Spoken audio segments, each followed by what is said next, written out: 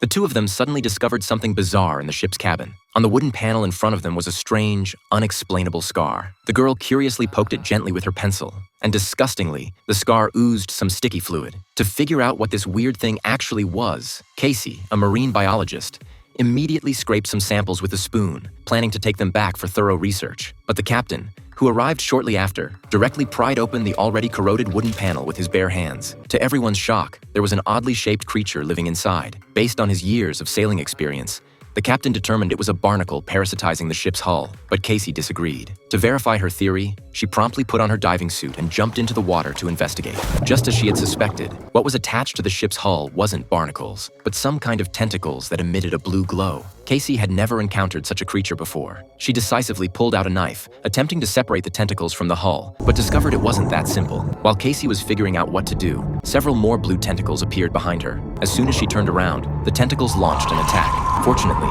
Casey reacted quickly and avoided injury. However, when she looked down toward the ocean floor, she was horrified to discover that the tentacles belonged to an enormously massive deep-sea monster. Terrified, Casey hurried back to the ship and told everyone what she had seen. Hearing about the creature with many tentacles, the captain was convinced it was a giant squid. He immediately ordered the crew to take action, preparing to catch the squid with fishing nets. If they brought this thing back, their expedition would make them extremely wealthy. Casey, however, worried things weren't that simple and suggested they should request backup from the Coast Guard. But the fishermen, already seeing dollar signs, weren't about to let such a lucrative catch slip away. What they didn't anticipate was the monster's incredible strength. Despite the winch's tremendous pulling force, the creature didn't budge at all. Instead, it caused the entire fishing vessel to tilt. To make matters worse, the monster extended more tentacles, firmly gripping the ship and trapping them in place. With no other option, the captain ordered the winch to be released. Unfortunately, an accident occurred. One of the crew members accidentally got his hand caught in the winch. By the time his companions rescued him, his hand was completely immobilized.